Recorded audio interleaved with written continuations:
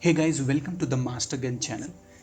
दोस्तों, ये वीडियो बनाने का सिर्फ एक साफ और स्पष्ट मतलब ये है, मकसद ये है कि अपर निजी सचिव की परीक्षा और समीक्षा अधिकारी, सहायक समीक्षा अधिकारी की परीक्षा का दोनों में तारतम्यता है क्या, दोनों एक साथ तैयारी की जा सकती है क्या, कौन लोग इस परीक्षा की तैयारी कर सकते हैं एक साथ, कौन लोग नहीं कर सकते हैं, कितना कठिन ये है, कितना आसान ये है, कितना आसान ये है और कितना कठिन ये है। इस बात को हम पूरी तरह से जानने की कोशिश करेंगे। आर ओ के बारे में बेहतर और विधिवत तरीके से, तर्कपूर्ण तरीके से एक एक पहलू को हम जानेंगे, क्योंकि इस वीडियो को लेकर के बहुत सारी भ्रांतियाँ फैलाई जा रही हैं, चाहे बड़े बड़े चैनल, यूट्यूब चैनल के माध्यम से या कोचिंग आदि इत्यादि के माध्यम से ये सब चीज़ें फैलाई जा रही कि हम इसका कोर्स शुरू कर देंगे, ये क्वेश्चन मेरे पास से आ जाएगा इस वाले वीडियो से, इस वाले चाचा वाले वीडियो से, इस दादा वाले वीडियो से, पापा वाले वीडियो से बहुत सारे क्वेश्चन आ जाएंगे, यहीं से सारा मिल जाएगा आपको। लेकिन मैं आपकी जानकारी के लिए बता दूँ, ये बिल्कुल अलग है यार। अरे यार, वो पीसीएस वो सब चीज़ दूसरे ट्रैक पे है, ये आउट ऑफ द ट्रैक है भाई। कितने लोगों की पूरी ज़िंदगी लग जाती है, ज़िंदगी क्या एक अच्छा खासा टाइम दे देते हैं एपीएस के बारे में जानने के लिए। मुझे लगता है, या मैं पिछले 10 से 12 साल के अनुभव के साथ ये बोल रहा हूँ इस बात को, कि एपीएस में स्टेनो के क्षेत्र में, स्टेनो के एरिया में, शॉर्ट हैंड के एरिया में, मतलब आशुलिपि के क्षेत्र में एक उच्चतम पद माना जाता है, उच्चतम पद माना जाता है, अधिकतम पावरफुल, अधिकतम जिम्मेदारीपूर्ण, अधिकतम क्या बोलते हैं उसको, कॉन्फिडेंस वाला ये पद एपीएस का माना जाता है। ठीक है, मेरी बात शायद थोड़ी थोड़ी आपको समझ में आएगी। यहाँ पे हौच पौच करने से अच्छा चलते हैं हम एक नए तर्कपूर्ण तरीके से कि क्यों कठिन है, क्यों आसान है, दोनों का सिलेबस क्या है, एक एक बात को जानेंगे। तो पहले हम चलते हैं कठिन क्यों है। अभी हम एपीएस के सिलेबस को देख रहे हैं, उसके बारे में जानेंगे। कुछ चरणों में है इसका।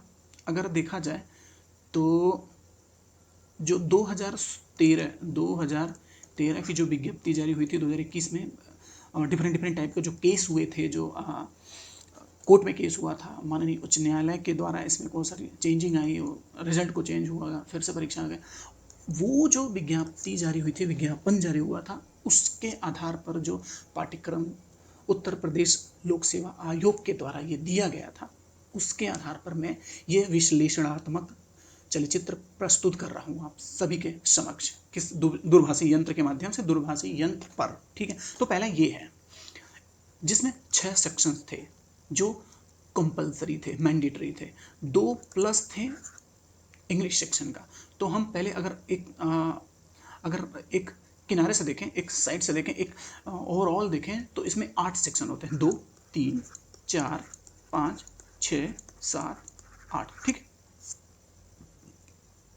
पहला जीएस का section, as you know that ये ऑब्जेक्टिव टाइप का होता है, दुनिया जानती है, ये सभी लोग जानते हैं, कोई भी देख सकता है।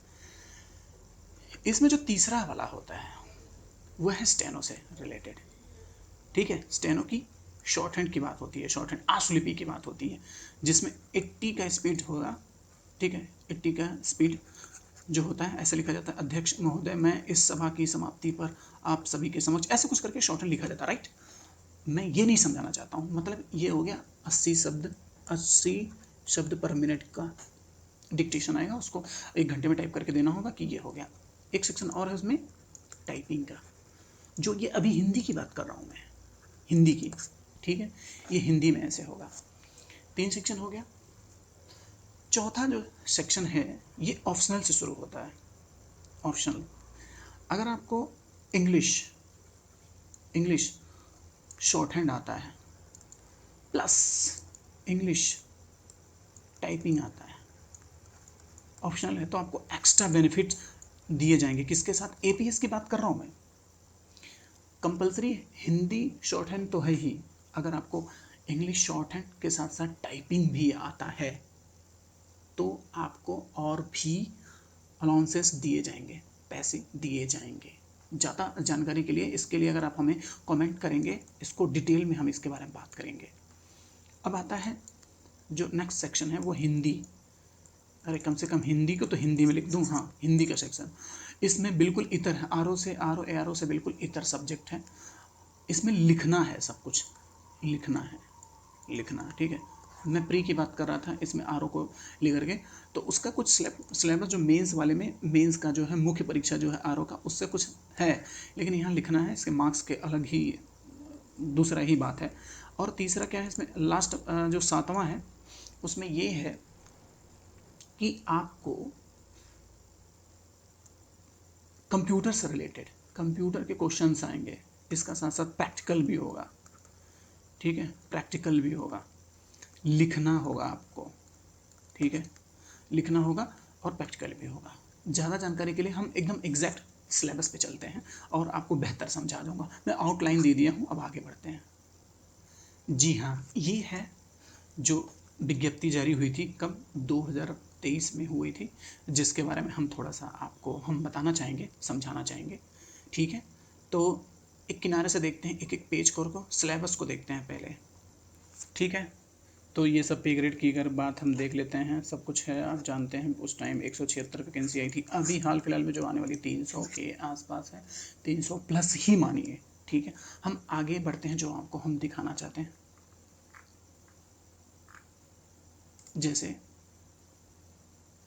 पेज नंबर 3 पे सिलेबस के बारे में अच्छे से मेंशन किया गया है, विधिवत देख लेते हैं हम, क्या है, plan and syllabus of the examination, दिखा देते हैं। सबसे पहली बात जो साफ साफ दिख रहा है, for the post of APS speed of 80 word पर minute in Hindi short hand and 25 word पर minute in Hindi type writing is essential, ठीक है। ये एसेंशियल है, आप स्टेनो का परीक्षा देने जा रहे हैं, अगर ये नहीं होगा तो APS का मतलब ही नहीं है। और किसी भी परीक्षा में जो RO की हम बात अगर कर रहे हैं, तो इसमें ये दूर दूर तक नहीं है। और मेरी मानिए, मैं पिछले 10 सालों से लगभग मैं शॉर्ट हैंड को पढ़ा रहा हूँ। APS बनाया हमने APS बनाया है छात्रों को, ठीक है। SSC से रिलेटेड और स्टेट सर्विस कमीशन में, हाई कोर्ट में भी बहुत सारे छात्र चयनित हैं। प्लेलिस्ट आप जाके देख सकते हैं, उसमें PDF के फॉर्म में भी सूचनाएं दी जा सकती हैं। मास्टरगन यूट्यूब चैनल और मास्टरगन टेलीग्राम चैनल पर भी ये सब चीज़ें पूरी तरह से एक आधारभूत चीज़ों के साथ, प्रत्यक्ष के साथ, प्रमाण के साथ वहाँ पे उपस्थित है, ठीक है। तो अगर 80 की स्पीड अगर आप चाहते हैं, अगर आप अभी से शुरू करते हैं जोश में आकर के, फलाने का वीडियो देख करके, पापा का वीडियो देख करके, चाचा का देख करके और कई सारी चीज़ों को देख करके अगर करना चाहते हैं, तो 80 शब्द प्रति मिनट का आपको डिक्टेशन लाने में, स्पीड लाने में आपको कम से कम, अगर आप सिर्फ देखिए 2 तरह से हो सकता है। आपको सिर्फ स्टेनो करना है तो कितना टाइम देने पे होगा, और बाकी अगर साथ में अगर आप GS और टाइपिंग लेकर के चलते हैं और कंप्यूटर को लेकर के चलते हैं, हिंदी को लेकर के चलते हैं, तब कितना कठिनाई है उसको देखेंगे। अगर आप स्टेनो को अगर 4 से 5, अगर सपोज दैट 4 से 5 महीना टाइम मिलता है, इतना तो मिलेगा क्योंकि ठंडी के आसपास इसका स्किल टेस्ट होगा। अगर अभी से आप शुरू करते हैं, यकीन मानिए, अगर आप शुरुआत में 4 घंटा देते हैं और 10 दिन अगर 4 घंटा देते हैं, 10 दिन के बाद 4 से 6 घंटा देते हैं, सिर्फ और सिर्फ स्टेनो शॉर्ट हैंड, जिसे आशुलिपि बोलते हैं, द्रुत गति से लिखने वाली लिपि को द्रुत त्वरा लेखन या द्रुत लेखन जो भी बोलते हैं, 4 से 6 घंटा अगर डेली आप इस शॉर्ट हैंड को देते हैं, तब आप एग्जामिनेशन तक कहा जा सकता है कि 80 से लेकर 85 तक की स्पीड आपकी हो जाएगी, आप विधिवत लिख लेंगे, ठीक है। ये हो गई सिर्फ और सिर्फ शॉर्ट हैंड की बात। 25 की स्पीड है, इसके बारे में यहाँ हम जिक्र करेंगे, लेकिन अभी हम शॉर्ट हैंड की बात कर लेते हैं, ठीक है। अब अगर आप शॉर्ट हैंड को इतना टाइम देते हैं, 4 से 6 घंटा आप शॉर्ट हैंड पढ़ने के बाद GS पे कितना घंटा पढ़ पाएंगे, ये तो आपको बहुत आयरनी होंगे, आप बहुत ही बिल्कुल जद्दोजहद, सर पे कफन बांध करके अगर आप लगेंगे, तो शायद 2-4 घंटे 5 घंटे और पढ़ने के काबिल बचेंगे आप GS। वहीं अगर पहले से किसी का तैयार है, शॉर्ट हैंड तैयार है, ऑब्वियस सी बात है, जिसका शॉर्ट हैंड तैयार होगा तो 25 से 30 इसका स्पीड होगा ही हिंदी का।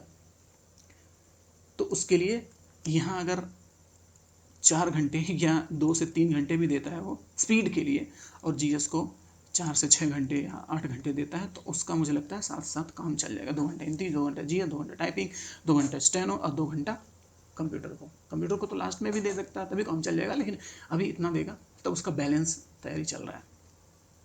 ये हो गया।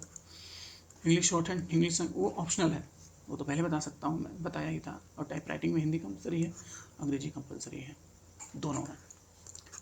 ठीक है, 5-5 मिनट का वो तो टाइपिंग करना पड़ेगा। अब आइए सिलेबस के बारे में देख लेते हैं, साथ साथ ये जो सिलेबस है इसके बारे में बात कर लेते हैं। बाकी ये सब चीज़ तो हम साथ में बताते रहेंगे कितना टफ है। एब्रिवेशन, यून क्या होता है, और भी दूसरे WHO क्या है, ये सब चीज़ें क्या है, धीरे धीरे सारा फुल फॉर्म एब्रिवेशन वगैरह उससे रिलेटेड आ जाएंगे। फेमस बुक्स हो क्या होते हैं, उसके राइटर्स क्या हैं, कौन सी बुक लिखा है, फ्री इंडिया क्या लिखा है, ये विजन 20 क्या लिखा है, जो भी विजन 25 जो भी है, जितने भी सारे बुक हैं उसके बारे में दे रखा है। और भी जो करंट में रहे होंगे या फिर होने वाले होंगे उनके बारे में पूछेगा। हिस्ट्री के बारे में पूछेगा ठीक ठाक, preference of ancient and medieval modern तीनों पूछ रहा है। साइंस के ठीक ठाक क्वेश्चन आएंगे, 10 मार्क्स के हैं भाई, 10 मार्क्स के, 10 मार्क्स ये, 10 मार्क्स ये। अब बचा है क्या, ज्योग्राफी रिलेटेड टू यूपी का स्पेशल 6 क्वेश्चन है, तो 6 क्वेश्चन आएंगे, तो 6 ये में आएगा। ज्योग्राफी के रिलेटेड इंडिया है, 4 क्वेश्चन, 10 तो ज्योग्राफी का हो गया। फिर इंडियन कॉन्स्टिट्यूशंस के देख लीजिए, 10 ये हो गया। स्पोर्ट्स का है, important cities, memories, buildings and with reference of India, India के बारे में दे रखा है। Important events, national international, current affairs चाप के दिया है। Then arithmetic class 8th level है, ठीक है। इन जनरल जो स्टेनो होती है, पोस्ट स्टेनो में मैथ्स नहीं पूछा जाता, लेकिन ये जो है बड़ा कॉन्फिडेंशियल है जॉब है, और चैलेंजिंग है, और लिएबिलिटी वाला है, जिम्मेदारी वाली बात है। तो इसलिए स्टेनो में मतलब आप किसी सचिवालय में बैठे हैं, एक सचिव के पास बैठे हैं जो 10 साल 20 साल का एक्सपीरियंस लेकर के IAS ऑफिसर है, उसके पास बैठे हुए हैं। तो भाई इतना स्मार्टनेस आपको अंदर चाहिए ही भैया, टाइपिंग भी चाहिए और भी सारी चीज़ें चाहिए, और ये सब आना ही चाहिए। तो फिर चलते हैं सिलेबस पे, फिर से आपको चर्चा करेंगे, बहुत सारी गहराई में जाके हम बात करेंगे। इतना करने के बाद ये 2 घंटे का पेपर है, इसको करने में आज के ज़माने में इतना टफ कंपटीशन है। अभी बिहार टीचर के भर्ती को देख लीजिए, अभी जो आज के डेट में जो पेपर हुआ है उसकी हालत कितनी दयनीय थी, कितना टफ क्वेश्चन आए थे। चाहे किसी भी परीक्षा को देख लीजिए, सब में कठिनतम स्तर दे रखा है आयोग ने, अपना बेस्ट देने में लगे हुए हैं। जैसे स्टूडेंट अपने पढ़ाई को बेस्ट देने में लगे हुए हैं, कोचिंग वाले बेस्ट देने में लगे हैं, PDF वाले बेस्ट देने में लगे हैं, टेस्ट वाले बेस्ट देने में लगे हैं, तो क्या वो बैठ के देखे रहेंगे कि भाई तुम बेस्ट दे दो, हम तुमको आसान आसान हलवा दे देंगे? वो भी अपना लगाए हुए हैं जोर। ये हो गया GS का। कहानी तो अब शुरू होती है यहाँ पर, ठीक है। इसको एक बार हम रफ कर देते हैं। हाँ, कहानी यहाँ से शुरू होती है, परंपरागत निबंधात्मक प्रकार का होगा। अपठित गद्यांश, प्रश्नोत्तर अपठित गद्यांश का शीर्षक, ठीक है, 20 अंक का होगा। संक्षेपण, we are talking about the precis writing. संक्षेपण मतलब वही बड़ा सा सारांश है, उसको छोटे में करना है, लेकिन उसका मकसद और मीनिंग और उसका सेंट्रल आइडिया या थीम उसका चेंज नहीं होना चाहिए, दैट्स इट। उसके बाद पत्र एवं कार्यालयीय विभिन्न पत्रों का आलेखन है, 10 अंक का। लेटर्स, मुहावरे, लोककितियाँ, ठीक है, ये लिखना है शब्दों में पिरो करके, विभिन्न शब्दों का वन ऑफ सब्स्टिट्यूशन कर लीजिए इंग्लिश में, शब्दों का एक शब्द, ठीक है। वाक्यों का शुद्धिकरण, वर्तनी की बात हो रही है, पर्यायवाची अविलोम शब्द। हिंदी निबंध 25 अंक का। आप सिलेबस को देख करके एक चीज़ का अंदाज़ा लगाया जा सकता है आपके द्वारा कि वो चाहता क्या है, स्मार्टनेस चाह रहा है। स्मार्टनेस देखिए, रस छंद अलंकार और ग्रामर और सब चीज़ पूछ ना करके, बोरिंग सा ऐसा कुछ सिलेबस न बना करके सीधे आपसे स्मार्टनेस का उम्मीद करता है कि अगर आपको अपठित गद्यांश पढ़ करके उसमें आंसर छांट सकते हैं और सब चीज़ें कर सकते हैं। PM, प्रेजेंस ऑफ माइंड के बारे में बात हो रही है। संक्षेपण, अगर बहुत बड़ा न्यूज़ दिया है आपको, आपके अधिकारी ने बोला कि यार ये मैटर है, इसको तुम शॉर्ट फॉर्म में अपने शब्दों में लिख कर, संक्षेपण वहाँ काम आएगा। रसचंद अलंकार की बात नहीं कर रहा है, ये परास अलंकार, वो परास अलंकार, ऐसा कुछ नहीं दिया है। लेटर लिखना है आपको। अब आप एक अच्छे पद के पास बैठे हुए हैं, जहाँ आपका रुतबा है, वहाँ पे बैठे हुए हैं, तो आपको सरकारी पत्र लिखने आना चाहिए, कैसा लिखा जाता है, कैसे किसको किस मंत्रालय के माध्यम से कुछ दूसरे मंत्रालय में भेज रहे हैं, आपके अधीनस्थ हैं उनके पास भेजा जाए, आपके मातहत हैं उनके पास भी भेजा जाए। तो ये है, वहाँ पर लोग कृतियों का इस्तेमाल करेंगे तो आपका इसमें जो आपका इंसाइट डेवलप होगा, इस टाइप की चीज़ें, विभिन्न शब्दों का एक शब्द, मतलब 10 लाइन का कोई वर्ड है, 10 शब्द का कोई एक सेंटेंस है, वाक्य, उसको एक छोटे में अगर पिरो कर देखते हैं तो इतना बड़ा लिखने से अच्छा 2 4 10 लाइन में ही लिख देंगे। ये चाहता है, स्मार्टनेस चाहता है। रट्टाफिकेशन जैसा कुछ चीज़ यहाँ पे दिख नहीं रही है आपको। स्मार्टनेस चाहता है कि आप एक जानकार हो, ये हो गया, ये हो गया, ये हो गया, ये हो गया, ये हो गया। वाक्य शुद्धिकरण, देखिए सबसे पहली बात, अगर आप इस जो विज्ञापन को पूरी तरह से पढ़ेंगे तो इसमें 99% चांस हैं, 99.9% चांस है कि एरर फ्री मिलेगा आपको, एरर फ्री मिलेगा। तो ये भी तो उसी का तैयार किया हुआ है, ठीक है। सचिव साहब नहीं तैयार करते हैं, ऑफिसर नहीं तैयार करेगा, यही तैयार करेगा जिसकी तैयारी करने जा रहा है, उसी की बात है। साफ साफ बोल रहा हूँ मैं। और इससे मिला करके मैटर इसने दिया होगा, इन्होंने दिया होगा, और जो कार्यालय है, गोपन विभाग होता, वहाँ से आता है। मिल मिला के यही बात है। पर्यायवाची का अच्छे खासा आपके पास पर्यायवाची शब्द होने चाहिए, ठीक है। सबसे पहली बात ये जो उर्दू की बात हो रही है, उर्दू फारसी और जो अरबी, ये जो शब्द हैं, जैसे अगर बात मैं करूं तो जिला, एक सीधा साधा स्पष्ट उदाहरण ले सकता हूं मैं, ठीक है। अगर हम लिखते हैं जिला तो ये गलत है, व्याकरण के दृष्टिकोण से हिंदी नहीं है, ये दूसरा शब्द है, ये उर्दू शब्द है। लेकिन होता है क्या, जनपद, ठीक है। एक छोटा सा एग्जाम्पल है और ऐसे बहुत सारे हैं, तो इसलिए इसको मांगा जा रहा है। निबंध, आपकी समझ कितनी होनी चाहिए, किसी टॉपिक के बारे में कैसे लिखते हैं। आप एक ऑफिसर के पास काम कर रहे हैं, उसके साथ काम कर रहे हैं, तो आपका इतना तो दायित्व तो बनता है, आपको इतनी स्मार्टनेस तो आनी चाहिए। ऐसा शॉर्ट हैंड में सिलेबस बनाया गया है, और आरओ में ऐसा कुछ नहीं है। पहले सिलेबस को देख लेते हैं, फिर आरओ की बात करते हैं। आरओ कहाँ जाएगा, यही भी तो है।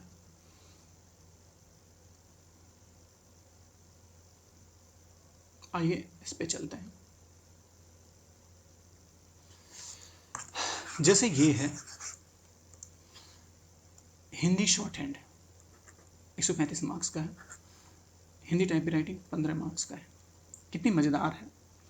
अगर आज से कोई बंदा 2 से 4 घंटा टाइपिंग कर रहा है, तब जाकर के स्पीड, अगर ठंडी में, अगर दिसंबर जनवरी में एग्ज़ाम हो रहा है, तब संभव है, पूरी तरह से संभव है कि इतना उसके मार्क्स आने की संभावना व्यक्त की जा सकती है, कम से कम यहाँ तक तो पहुँच ही जाएगा।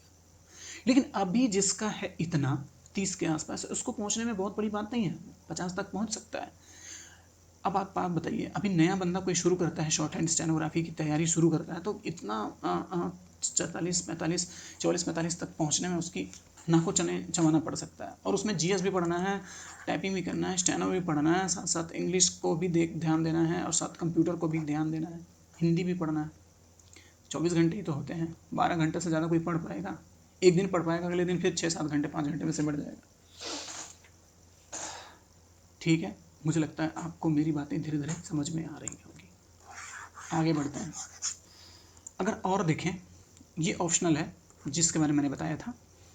जनरल इंग्लिश की बात हो गई, वही टाइपिंग है। अगर ज़्यादा से ज़्यादा आप टाइपिंग इसमें, हाँ, correction of sentences, filling the blanks, translation Hindi to English, English to English, ये अगर करते हैं स्टेनो वालों के लिए ये ही है, ऑप्शनल पेपर है। करते हैं तो इससे आपको अलग से बेनिफिट मिलेगा। फिलहाल मैं इसकी बात नहीं कर रहा हूँ। इतने स्मार्ट नहीं है कि भाई आरओ की तैयारी कर लें और एपीएस की तैयारी कर लें, टाइपिंग भी कर लें, स्टेनो कर लें, उसके बाद हिंदी को भी पढ़ लें, जीएस को भी पढ़ लें, कंप्यूटर को पढ़ लें, और ये इंग्लिश को भी पढ़ लें। धराशायी हो जाएंगे, चूर चूर हो जाएंगे, नेस्ता नाबूद हो जाएंगे, ठीक है। ऐसा सोच के भी आपको डरना चाहिए, सपने में भी नहीं सोचना चाहिए कि हम इसके साथ इसको तैयारी कर सकते हैं। अभी हम टफ वाले सेक्शन को लेकर चल रहे हैं, ठीक है। ये हो गया इंग्लिश टाइपिंग, और ये है सारा सब कुछ वही जैसे एज इट इज़ है दे रखा है। बचा है कंप्यूटर टेस्ट। ये है 100 मार्क्स के, 1 आवर 30 मिनट, 1.5 घंटे का है भैया। एग्ज़ाम भी होगा इसमें। क्या ना, लाइनक्स जानना होगा, उस पर काम करने के लिए आपको जाना होगा, लैपटॉप या डेस्कटॉप पे काम करना, माइक्रोफोन स्पीकर के साथ सब कुछ अपना जोड़ के घटा के, क्या है, आप एक अच्छे ऑफिस में हैं, सचिव के ऑफिस में आप हैं, उसके आप पीए बन रहे हैं, ये सब नहीं आएगा। बोलेगा कि अरे साहब हमारा ड्राइवर नहीं काम कर रहा है, ये पता नहीं फ़ोनवा नहीं काम कर रहा है, ऐसा कुछ कर रहा है, फ़ॉन्ट नहीं सपोर्ट कर रहा है, बैठे किस लिए हो। तो ये सब बहुत ज़रूरी है। पूरा स्मार्ट वर्क करने वाला उनको पर्सन चाहिए। तो ये हो गया working knowledge of word processing package, Microsoft MS office हो गया, ओपन ऑफिस हो गया, सब कुछ है। वर्किंग नॉलेज ऑफ स्प्रेडशीट के बारे में सारा प्रैक्टिकल है, इसको प्रैक्टिकली करके दिखाना है। ठीक है। Conversant in use of world wide web, कैसे सर्च करते हैं नेट पे कोई चीज़, उसके बारे में। पॉपुलर वेबसाइट्स, रेलवे या reservation, search engine like Google, Bing, Yahoo, then others, Wikipedia. Okay. Working knowledge of emailing, sending, receiving, attachment, फलाना ठिकाना, पेंडिंग और सब कुछ। Working knowledge of the preparation of presentation, power point, PPT, PDF etcetera area. हो गया। ज़रा सोचिए, इतना इधर भी दिमाग लगाएंगे, कोई आर्ट बैकग्राउंड का बंदा है या बंदी है, कितना सेक्शन करेगा? 8 सेक्शन ये देखेगा, यहाँ हालत ख़राब होगा। GS भी पढ़ेगा, उसके बाद 60 नंबर की हिंदी के लिए RO में पढ़ेगा, तेल निकल जाएगा उसका। ये है सिलेबस APS का। ठीक है।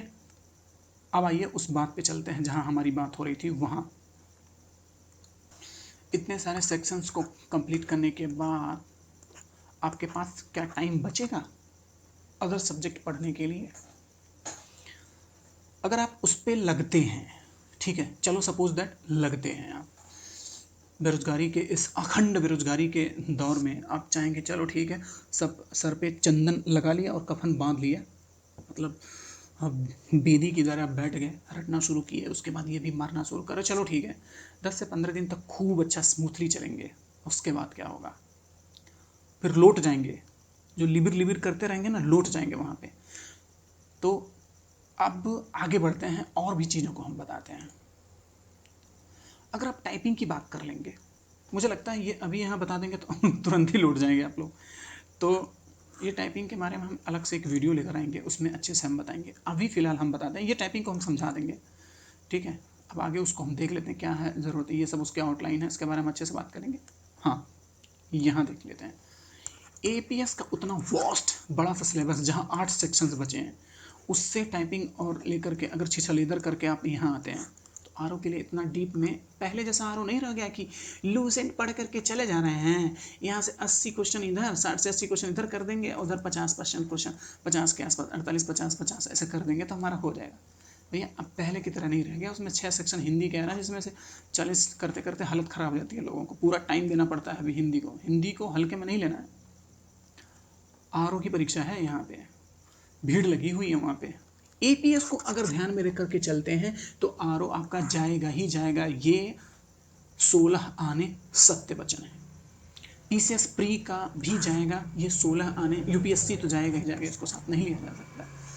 ये 16 आने सत्य वचन है। इलाहाबाद हाई कोर्ट का सिलेबस बिल्कुल अलग है। वहाँ टाइपिंग का सिर्फ एक आपको चीज़ें दे करके है, सिर्फ टाइपिंग का उसका मैटर अलग होता है। इंग्लिश में टाइपिंग ठीक ठाक मांग रखा है उसने, 30 से 35 के बीच में मार रखा है, किसी का भी हो सकता है, वो अलग मैटर है, ये अलग कर सकते हैं। लेकिन इसके साथ ये हो जाए, ये अलग ही है। ये बिल्कुल इंग्लिश आता है भैया, इसमें अच्छा खासा इंग्लिश आता है, अच्छा खासा हिंदी है, वो भी बहुविकल्प भी आता है, तेल निकल जाएगा। यहाँ दूसरा लिखना है। UPPCL का ये भी अलग सेक्शन, 4 सेक्शन में होता है। GS और रीजनिंग अलग होता है, जी और हिंदी और इंग्लिश अलग होता है। यहाँ भी टाइपिंग 2 मांग रहा है, हिंदी और इंग्लिश का अलग का टाइपिंग है। UPSC तो भूल ही जाइए, क्योंकि सिर्फ एग्ज़ाम देना, एग्ज़ाम दे करके SSC में पार्टिसिपेट करना अलग बात है, यहाँ स्कोर करना है, परसेंटाइल लेके आना है, टफ हो जाएगा। UPSC के थ्रू अदर पोस्ट आई है, जब भी जूनियर का अगर कलर वगैरह और सारी पोस्ट आई हैं। अगर आप एक चीज़ को लेकर के इधर इसको लेकर के चलते हैं तो शायद इसको आप इतना सारा जो परीक्षा है उसको ना दे पाएँ, ऐसा मुझे लगता है। ठीक है, ऐसा मुझे लगता है कि एक साथ इसको लेकर के नहीं चला जा सकता है। अभी मैं किसकी बात कर रहा हूँ? कठिनतम स्तर की बात कर रहा हूँ। अब आइए चलते हैं उस बात पे जिसको लेकर के चला जा सकता है। अगर किसी का स्टेनो तैयार है, टाइपिंग ठीक ठाक है, 30 के आसपास है, 20 से 30 है, तभी काम चल जाएगा, और हिंदी ठीक से समझता है और साथ ही साथ GS भी ठीक ठाक किया है, इंग्लिश के भी कुछ ठीक ठाक जानकारी रखता है, टाइपिंग भी, और कंप्यूटर से रिलेटेड ठीक ठाक अवेयर है, जनरल अवेयरनेस उसके पास है। वो अगर इधर भी 4 से 6 घंटे भी टाइम देता है, 2 घंटे इसको देता है, 2 घंटे इसको कर देता है, 2 घंटे इसको देता है, 2 घंटे इसको देखता है, 6 से 8 घंटे या 2 घंटे ऐसे करके देता है। तो जीएस वाला सेक्शन अगर इसमें देखा जाए तो जीएस 2 घंटा इधर हो ही गया, तो उसमें 4 घंटा इधर दे दिया, साथ साथ 2 घंटा इंग्लिश का दे दिया, तो 8 से 10 घंटा इधर देता है तो शायद हो जाए। लेकिन अगर ये सब कंप्लीटली तैयार होना चाहिए, अभी आपका स्पीड कम से कम 80 या 60 के बीच में होना चाहिए, और टाइपिंग आपको आना चाहिए, हिंदी अच्छे से जानते हैं, तब आपको अभी सिर्फ कॉपी जांच करा के इसको मांझना है, शार्प करना है, तब आप कर सकते हैं। जीएस आप पढ़े हैं ठीक ठाक, आपको PYQ लगा देंगे या मॉक लगा देंगे तो आपका ठीक हो जाएगा, ये आप प्रैक्टिस कर लेंगे तो आपका ठीक हो जाएगा। तब आप इसमें लेकर के ये यूपी RO और ARO को लेके चल सकते हैं, या फिर PCS को लेकर के चलते हैं, तब कर सकते हैं। UPPCL को, UPSSC को, या फिर अदर अभी जो पोस्ट आने वाली हैं उसको लेकर चल सकते हैं। अगर आप इतना लेकर के चलते हैं तब मैं ही कहूँगा कि आप इसको सोचिएगा। अदरवाइज अगर इतना नहीं किए हैं, टाइम नहीं कर सकते हैं, इतना मैनेज नहीं कर सकते, तो इन सबको भूल जाइए, इन सबको छोड़ दीजिए। किसी और जो वीडियो हैं, जो चैनल पे वीडियो हैं, उनको लेकर के जो भ्रांतियाँ फैलाई जा रही हैं उससे बच जाइए, ठीक है। हम सिलेबस शुरू कर रहे हैं, हम बैच शुरू कर रहे हैं, बिल्कुल फ्री वीडियो, बिल्कुल फ्री, चाचा दादा मामा काका जो भी वीडियो चल रहा है तभी करिएगा, ठीक है। अगर आपको ये बातें समझ में आ रही हैं और कोई डाउट हो रहा है, इसके रिसोर्सेज क्या हो सकते हैं, किस सब्जेक्ट को कितना ज़्यादा ध्यान दिया जा सकता है, इन सब बातों को भी आप चर्चा करना चाहते हैं, हमें कमेंट सेक्शन में लिखें। हम एक एक बात को सोर्स के साथ, स्रोत के साथ एक एक बात को हम समझेंगे। और विधिवत में टाइपिंग के बारे में भी हम अच्छे से, ये जो ये दे रखा है हमने स्लाइड में बनाया था, ये इसको समझाने के लिए मुझे कम से कम फिर से 10 से 15 मिनट लगेगा। 10 से 15 मिनट वीडियो इतना वॉस्ट हो जाएगा, बड़ा हो जाएगा, तो ये wastage of energy, wastage of efforts, wastage of time हो जाएगा। तो अभी इसको यहाँ पे छोड़ते हैं। हमारा मकसद ये था कि इसको इतना सारा ले करके, और परीक्षा की तैयारी के बारे में अगर आप सोच रहे हैं तो शायद गलत सोच रहे हैं। ये सबसे पहली बात, ये मैं डीमोटिवेट नहीं कर रहा हूँ, ठीक है। ये सत्य है, कदाचित सत्य है, कदाचित सत्य है, सत्य वचन है, 100% सत्य है। जो किसी बुजुर्ग के पास जो कोई सिलेक्टेड APS हैं या इस क्षेत्र से जुड़े हुए हैं, जो पठन पाठन का कार्यक्रम करते हैं, जो ज़मीनी स्तर के बातें करते हैं, उनसे अगर सलाह लेंगे तो ये बातें आपको पूरी तरह से सच साबित होंगी, सही साबित होंगी। तब आप मेरा धन्यवाद करेंगे अंदर ही अंदर। नहीं तो आपका स्वागत है अभद्र भाषा का प्रयोग करके यहाँ कमेंट सेक्शन में लिख सकते हैं अपनी बातें। तो वीडियो को लाइक करें, चैनल को सब्सक्राइब करें, और अगर वीडियो पसंद आए तो शेयर ज़रूर करें सबको। Thank you.